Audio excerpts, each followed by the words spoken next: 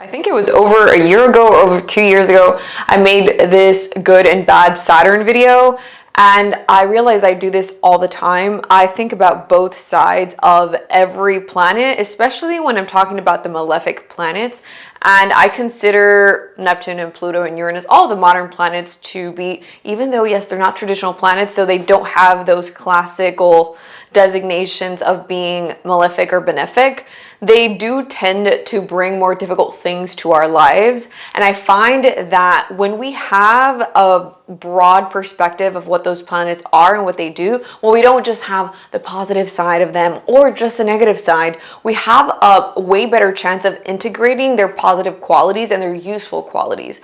So that's why we're starting with this series. So today we're going to be talking about the good sides of Pluto and the bad sides of Pluto. We're going to be talking about how it is that you identify within your chart whether you are a Plutonic person. We'll also talk about what you can do when you're dealing with Pluto energies.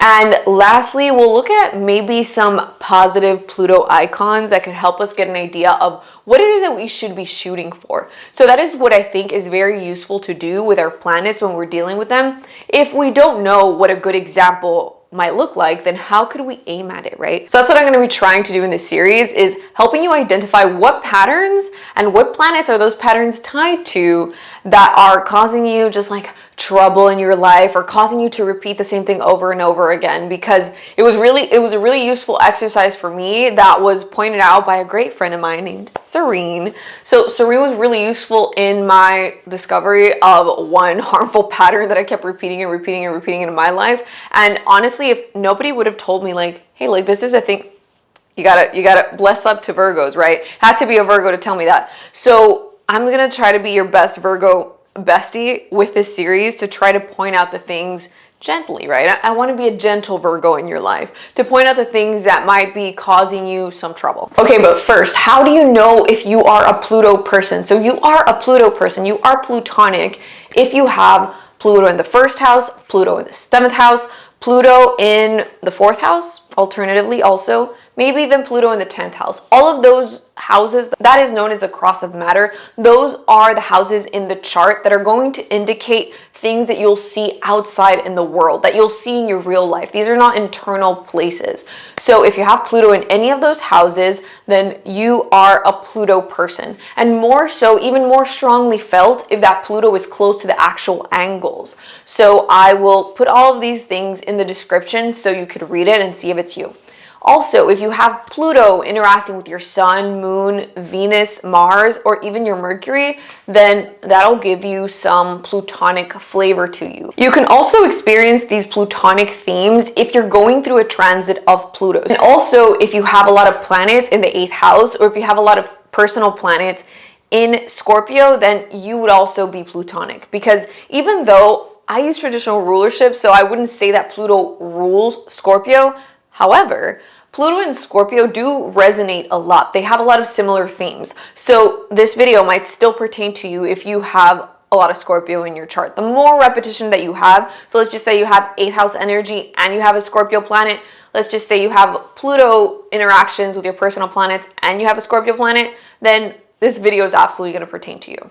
So first, let's talk about what Pluto represents. So you can think of Pluto as like your inner monster. It is a sleeping inner beast that usually society tries to discourage us from displaying. And because of that, we tend to repress that energy, but that energy is still there. And usually what happens is that when we repress something, it's kind of like you're fermenting it. It's like you're putting a lid on it, and it's still in there. It's still bubbling and brewing. It is still, if anything, you open it up and put more stuff in there and then just close it back up, right? That's what happens when you don't express an energy. And so in today's video, we're going to talk about how can you express that, right? So this sleeping monster is a side of you that has a very strong need for control, for protection, especially control over yourself, over your life. And sometimes that could come about through you trying to dominate other people, because really what you want is control over yourself. And in order to control yourself,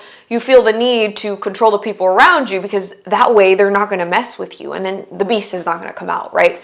So that is one way of seeing the reason why people who are heavily Pluto have this tendency to be very specific about the people that they surround themselves with. That's why they have such a tight circle. I mean, this has its positives and negatives, obviously, right? But this is one of the reasons why the more unhealthy Pluto people can be very isolated. And even though Pluto is an internal source of power, Pluto also works from the inside to the outside. And this is something that people often forget. Pluto also has a lot to do with your influence out there in the world. You could think about it as just like this invisible force that you have that makes you able to get things done, to move things along.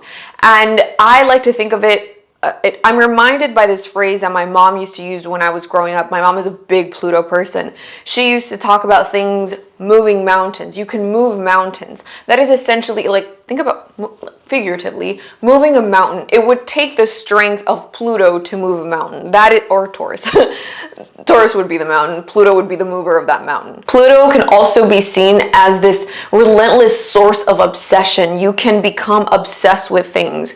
And it's because it's such a concentrated force of passion that you have inside of yourselves. Anything that is connected to Pluto is going to be very obsessive and passionate in its nature. And even though Pluto is an ultimate strength that we all have and could reach into and like grab and bring out into the world, if Pluto is left unchecked because of this very strong need for control of the environment and of being powerful, Pluto can lead to paranoia and, as I already said earlier, isolation. Because if you feel that there's nobody that you could trust around you, then you're gonna separate yourself from the world. And it is this paranoia that I would think that could really use some of the things we're gonna talk about in today's video. So now let's talk about some familiar Pluto life patterns that might have emerged if you're a heavily Pluto person.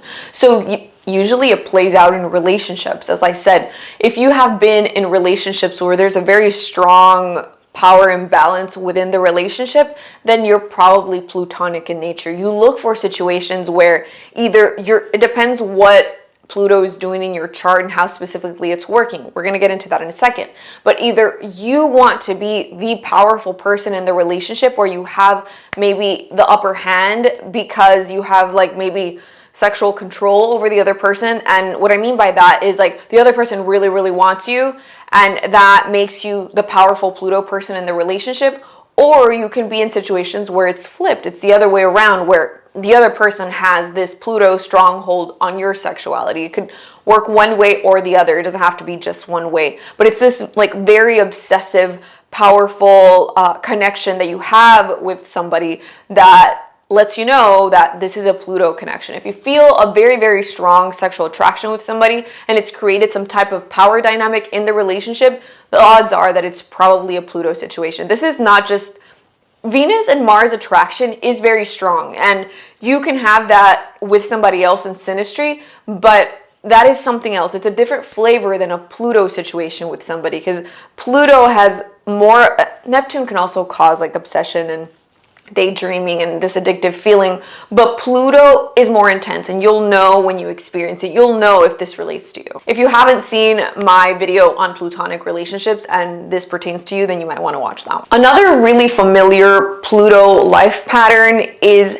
having controlling relationships, situations where, again, as I mentioned earlier, because of trust issues and paranoia, then you could put yourself in a situation where either you want to control your partner because you're just terrified that they're going to hurt you, that they're going to leave you because you feel so close to them, and you are just terrified that they're going to leave you. Or conversely, you could be just completely isolated because maybe you already had a bad situation, or maybe you just are just too afraid. You're too afraid to trust somebody because you're terrified that you're going to fall in love, you're going to open up, and then that person's going to leave you or hurt you. And instead of doing that, you just become very paranoid and isolated and shut off. It could be one or the other. You're either in the situation and you've been hurt, so you close off, or it's just all too much for you and you just never got there. So these are all some of the patterns that we see whenever a person has strong Pluto themes in their chart. Pluto can feel like this very obsessive need for closeness, but at the same time,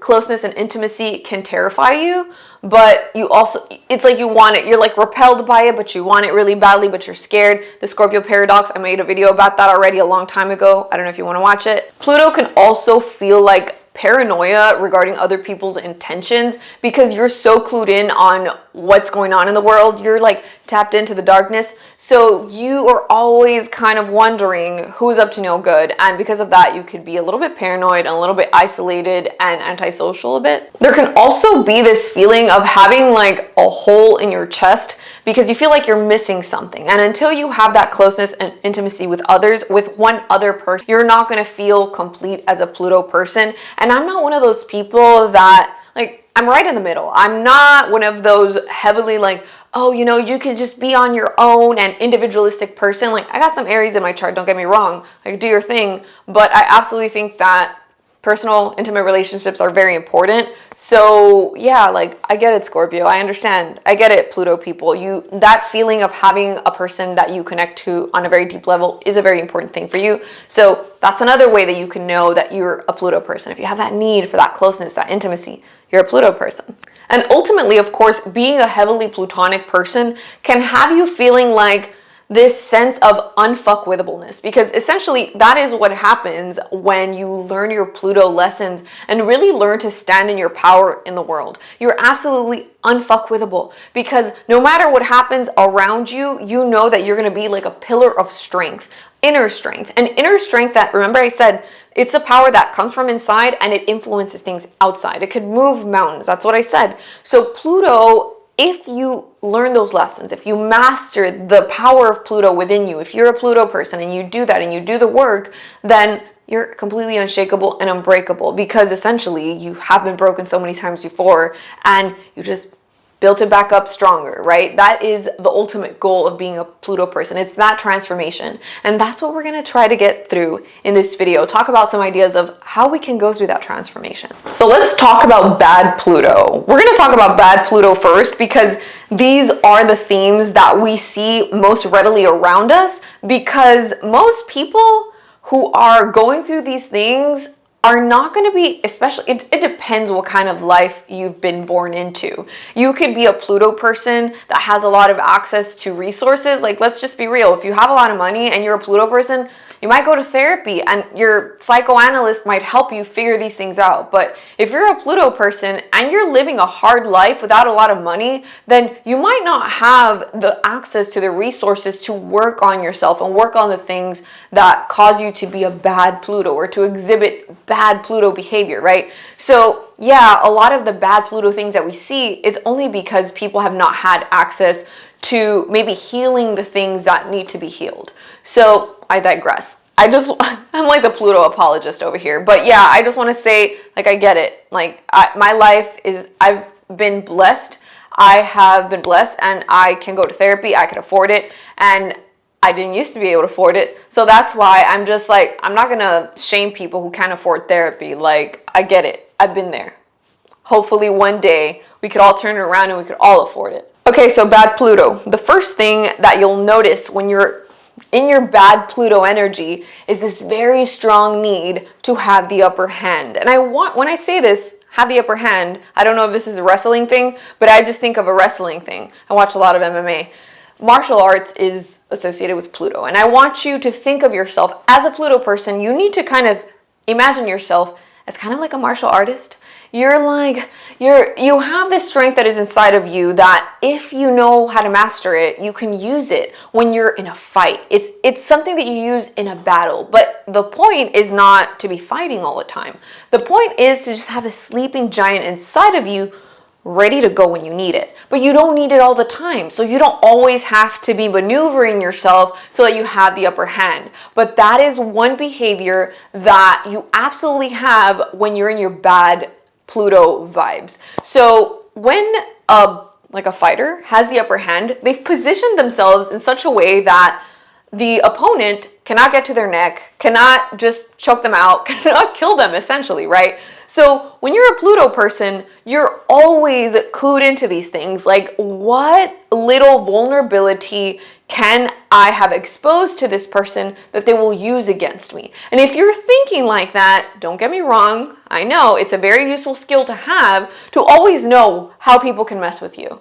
And as I said, like Pluto, me and Pluto like this, like I get it. So I always know who can get me where, right? And so I keep like a mental log.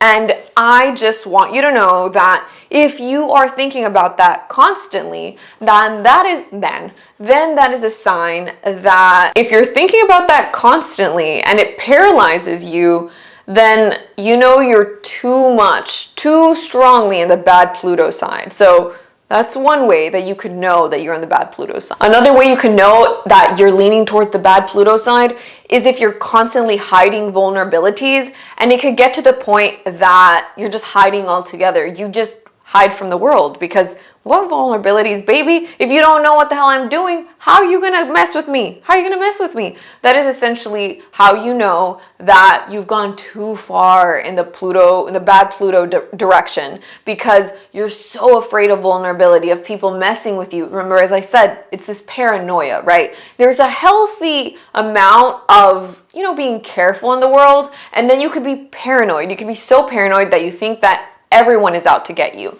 That is how you know you've gone too far into the bad Pluto side, and we need you to come more towards the middle. Another characteristic of being in the bad Pluto side is that you are unhealthily attached to relationships or attachments where you feel like you're needed.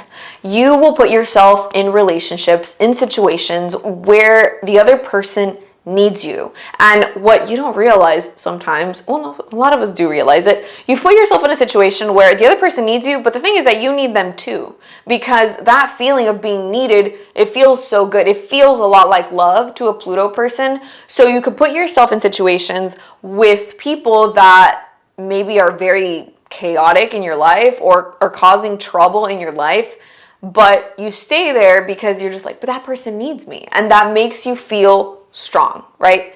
And if you think about it, that is a huge vulnerability. And lastly, you'll know that you're in the bad Pluto side if you have this compulsive need for personal power to the point where no one can just hint at you what to do. No one can even give you advice, because anything that sounds like somebody else is controlling absolutely anything that you do is just too much for you. It's too much for you, and you just cannot do it. It's this very strong need for personal power. If it is pathological to the point that you just cannot be helped, then that's how you know you're too much in the negative Pluto side. But remember, the point of this video is not to shame you for being careful, for taking care of yourself, for being a little bit paranoid. It's not to shame you. It is to talk about the reasons why you have to examine these things, right? So all of these Pluto behaviors that you take on, they come from somewhere. They are protecting you from something. That is how you feel. That's how your memory is just like, nope, I'm doing this because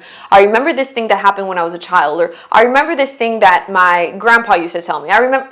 There is a memory there that you are playing out that is helping keep you protected. That is how you feel like you're doing, right? And so the thing is that you need to bring that out and examine it, bring it into the light, and write it out, talk about it to somebody that you trust in. And I know that that's hard, but we're going to talk about that in the next section, right? We're going to talk about that in the how to deal with it section. And the point of talking about all of this is so that you get to a point where you bring out those things that have caused you pain, that have paralyzed you, that have made you paranoid and afraid of the world, and analyze them and bring them out into the world so that they no longer cause you fear. Because the more you repress something and hide it, the more ashamed you become. And shame is a very dangerous emotion. It can make us do things, and that's not me talking out of my ass. Like, ask Brené Brown. I'll put some like Brené Brown quote down here, because shame is a very, very dangerous emotion,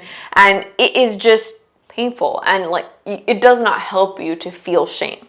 So as I said, the point is to bring those things out that have caused you pain, shame, or trauma, anything that has really hurt you. And I'm not saying like you need to make a Facebook post about it or you need to write a song and put out.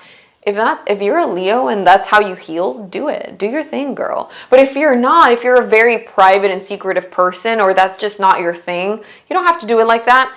Everybody's idea of expressing their pain is different. You have to do the thing that feels right and true to you, right? So I cannot prescribe something to you. I mean, unless you came and got a chart reading and we looked at your chart and we talked about it, right? But when I'm talking to all of you guys together, I don't really know what it is that's going to do it for you, right? For some person, it could be just telling one person their truth. Like my best friend is a very Pluto person and she hides a lot of things about her past and her childhood. And over the years, sometimes she'll just say a little story and I'll just be like, oh, damn, okay, I didn't know that. And she's like, I've never said that to anyone. And I'm just like, cool, like I'm a safe person. So maybe you just need to say it to one safe person and that's enough for you. Maybe you need to write a freaking book about it and publish it and talk shit about your entire family because they harmed you.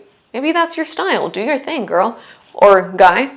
But you need to find the thing that works for you. That's why I'm having this little speech right now. And once you do that, once you let it out, it can no longer hurt you. It can no longer be a source of like inner pain and paranoia. And then you'll have a better chance of integrating all of those things and you'll no longer be afraid of the monster that's inside of you because you'll know that your monster is a friendly monster. It's not going to mess with you. It's not going to mess with anybody. But you know, if you need to go into battle, like you'll be fine. You'll have a sword. You're going to be all right. Okay, so now let's talk about the good side of Pluto. What does Pluto look like when it's being good? And I want you to picture this with me. So imagine the ocean. It's really dark and it is really, like, it's huge, it's powerful, it can drown you. But imagine that ocean being completely still and beautiful and dark and deep. That is Pluto when it is not acting a fool. It is not moving. It is not being chaotic. It is not sucking you under. It is not drowning people. It's not drowning babies, right? It's just sitting there. And that is what a healthy Pluto should look like. It should look like something to be respected, to, you know, you need to look at it from a distance and keep your distance and respect it and just be like, yep, that is a force of nature to be reckoned with. It's beautiful, right? But it's not doing anything. It's just sitting there. And that is the ultimate goal of being a Pluto person, to have the stillness of the ocean inside of you and the power of that same ocean ready to go at the drop of a hat if it's necessary. You're not looking to use that power, but you know, sometimes if you need to use it, if there's somebody else being chaotic or somebody else injuring somebody else and you need to use that power, then you're going to use it. But you don't need to bring it out every day. A good Pluto also looks like a very strong trust in your own intuition, because you get to a point where it's like a little antenna that you have, whereas before it was too sensitive and it was picking up everything. It was super, super sensitive to the point that it wasn't useful. You were just paranoid. You'll just dial that in. You'll get the settings just right. And then you'll be so intuitive and you'll learn to trust that intuition, because you're going to do these little checks every now and again to see like, how was my intuition about that thing? Oh, it was good. Okay, good. Right? You're going to take little steps and do little tests for yourself to know whether you've opened up enough, right? You'll no longer be afraid of other people. You'll have really strong trust in yourself, right? In your intuition, but also in your ability to deal with anything that, you know, other people might bring into your life. Whether people like you, whether they don't like you. Remember, as I said, you're going to tweak that little antenna. It's going to be way less sensitive, but it's going to be very accurate. That's the whole thing. Remember, tests can be either sensitive or what is it? It's sensitivity and I don't remember. Another sign of going towards the good Pluto side is that you're no longer bottling things up. You're not spewing things all over the place, but you're not bottling things up. When people are hurting you, you can tell them in a gentle way. You can tell them in a gentle way without bottling it up. Or you can talk about things of the past without it being a source of huge pain and shame in your life. You'll no longer be hiding who you are. You'll no longer be hiding your past or the things that scare you about your past, or scare you when you think about what would people think about me if they knew this? Would they think that I'm worthless? Would they think that I'm not good enough if they knew these things? Good enough is a Saturn word, but still there's some connection with Pluto, because remember that Pluto also has that social kind of influence. So once you are healing and you have healed those things within yourself, you're no longer going to feel those feelings of having to hide things about yourself. You'll be expressing yourself. You will have integrated the monster inside of you. And then you'll have that influence and that strength in the world that, as I said, can help you to move mountains. You'll feel like with your inner power, you will be able to move mountains socially in the world, because it comes from inside of you, but it radiates out. That is the quality of Pluto and Neptune, the sun. There's a lot of planets that have this quality to them. This is just something that I just feel. I'll talk about it more later, but Pluto is one of those planets that it works inside, but it also radiates. You know, when you see a Pluto person, you've seen people with those eyes, you know what I'm talking about. You know exactly what I'm talking about. Okay, so now for the work. What is the work? What is it that you have to do in order to deal with these Pluto things? So the first thing is, baby, you gotta let it out. You gotta air it out. And as I said, probably in the other sections, you don't have to tell everybody. You don't have to make one of those dramatic posts on social media to talk about your past. You don't have to, but you can if you want to. You want to write a play about your horrible child? Go ahead, write a play. Maybe you'll make a bunch of money from it. It doesn't matter what you choose to do. As I said, everybody's way of expressing themselves, everybody's method of healing is going to be different, right? But the thing that is important is that you have to let it out. And I thought about this a lot whenever I was doing yoga. You know how when you go to yoga and like you're stretching and you're like right at that point where it starts to hurt and the teacher's like, breathe into it, breathe into it. And you know, it sounds crazy, but when you breathe into it, it stops hurting. You could stretch further and further and further and further until you're doing the splits, basically. So when you are a Pluto person and you're somebody who has this painful, frozen thing inside of you, what you do when you breathe into it is, what you do when you air it out, when you let it out, is like you're breathing into it. Because astrologically, remember that the air element represents ideas, communication, right? So as you're communicating, airing it out, you are breathing into that frozen pain that you have inside of you. So when you're breathing into it, it's kind of like that like frozen ball that you have. It's like melting. It's getting smaller and smaller and smaller until it's no longer there and you're able to stretch more, right? So that is the idea of breathing into it, letting it out, right? So there are many ways to do that. Sometimes, and I've said this to a lot of Pluto people, you need to just, even if you just journal it, and I've had the same response. What are you guys going to say? No, what if somebody reads it?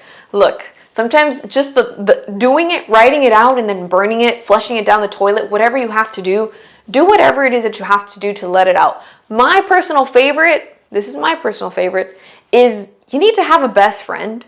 Do you not have a best friend? If you don't have a best friend, I have theories about that. If you don't have a best friend, it's because you haven't been the best friend in the past. Or you're a terrible picker. Some people are terrible pickers. They will let just anyone into their lives. And that is not a good idea. Maybe, do you want a video on that? How to find good friends? Because I have like all of these ideas and theories about friendship because my Venus is in the 11th house.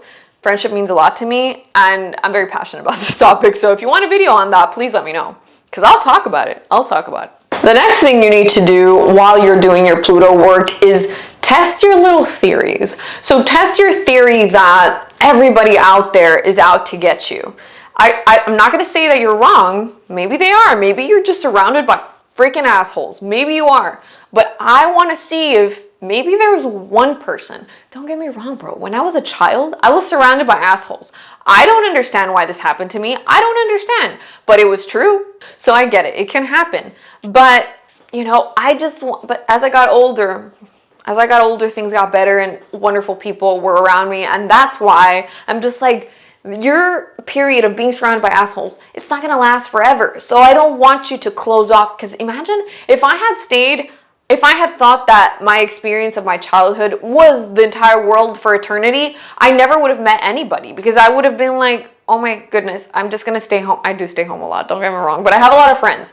So, And I love people. I've found amazing, wonderful people. I'm so, so blessed in the friend department, in the relationship department. So that's what I want for you. That's what I want for you. I want you to open up to the possibility of meeting wonderful people, because when you're a Pluto person, that intimacy, that closeness that you really want, you can have it, but you need to test those waters, right? So I want you to test your theory that everybody's out to get you. So I know there are some people that you've been wondering if they're okay. So test it out. And the way you test it out is, how do you do that? So you give them a little bit. You just tell them just a little personal thing. See how they react. If they are keen on whatever it is that you're talking about, if they're into it, if they pay attention to you, then that's how you know, like, oh, this person potentially could be a safe person. And you don't just let out the whole cat out of the bag, right? You just give them a little bit. And then over time, you're able to see if that person can maybe be in your inner circle. And then you're going to have an inner circle. And then you could let things out, right? That is the whole point. Well, again, I want you to think back. Do you think that there's just one person? Is there one person that has shown kindness to you? So, if you test that theory, if there's maybe one person that has been kind to you, maybe there are two. Maybe there are three. Maybe there are more people out there in the world who will be kind to you, but you need to be open enough to receive that kindness. So, again, I don't want you guys to be closed off. It's not a good way to be. Because ultimately with Pluto, our goal is to have a strong sense of inner power that radiates outward and is able to help us to move those mountains in the world and have that influence that we want to have to help ourselves, but ultimately also to help other people when we need to. Ultimately, when we have a Pluto that is functioning at its highest potential, we will have a strong inner sense of intuition, wisdom, and personal power that will not only make us feel good, but it'll be able to radiate out into the world and allow us to have influence in the lives of other people, because Pluto got some magical powers. There are tentacles that are emanating from Pluto, right? And we want to have those powerful forces at our disposal. And now for the examples, I tried to find real people examples of good Pluto behavior, and maybe you guys can give me better ones, because I find that because Pluto is such a secretive force, it is more difficult to find it. So all that I got for you, and this is a terrible example because I'm going to tell you right now, I've never seen Star Wars. I'm probably going to watch it after this because this is embarrassing. But the only example I could find is Jedis. Jedis are... The reason why I say Jedis is because you know how people always say, oh, they're doing Jedi mind tricks. And I always had that in the back of my mind. I was like, Jedi mind tricks. Huh. Jedi mind tricks. So I Googled what is a Jedi? And I was like, that sounds like Pluto. It sounds like a Pluto skill, because apparently these Jedis have this force that they use in order to keep the governments of all of these planets in check so that they don't do evil things. And that is a healthy Pluto if I've ever seen one. And also apparently Jedis are very strong and powerful, but they don't use they're not violent most of the time unless they really need to be. And I was like, yes, we love a Pluto king that is non-violent. And I don't mean literally violent, because violence is, don't get me wrong, I am comfortable with violence. I think sometimes we do need to be violent and fight. Absolutely. All of the planets are valid. But what I'm saying is that Pluto is not necessarily a physical sort of energy, even though it can be. It has a lot of psychological and psychic energy to it, more so than physical, but it is physical. There is a physical dimension to Pluto, I believe. So remember, my Pluto friends, that emotional intimacy is actually a strength, and it is something that you really want to experience within an intimate, close relationship bond that you have with another person. And you won't get there if you're entirely closed off. And so I want you to flex your muscles and really try to put yourself out there in a way that allows you to connect with people on that level that you want to have, because vulnerability can be a strength when you are in the right place. I'm not saying that you should be vulnerable and exposed everywhere. I would never say that to you. My midheaven is in Scorpio. You think I would say that? No, absolutely not. You need to protect yourself. But in the right place and the right time, it can feel really good to know when to yield, when you can open up with somebody else. And it is when you have that experience of having true, safe intimacy with somebody. Remember, intimacy isn't necessarily sex. People just hear the word intimacy and they're just like, oh, but it doesn't have to be that. Intimacy doesn't have to be that. Intimacy is sharing of something that is private, right? And so as a Pluto person, as a Scorpio, as an 8th house person, having that experience of true intimacy and closeness with somebody else is gonna give you something that you've never had. And once you experience that, then you really will have that feeling of emotional wholeness that you've wanted. And then you'll have more strength to operate out in the world and do all those things you want to do and be able to move all those mountains that I keep mentioning. So guys, I hope you liked the video. If you did, make sure you give me a thumbs up. If you're not subscribed, subscribe to my channel. I put out videos every single week. And I'll be seeing you in the Neptune one very, very quick, because that is the next one. All my Neptune people who are waiting for their Pisces Venus video, that video is going to pertain to you a lot. And don't worry, I have a lot of Neptune videos coming because that's what I've been really inspired by recently. So I'll see you very soon.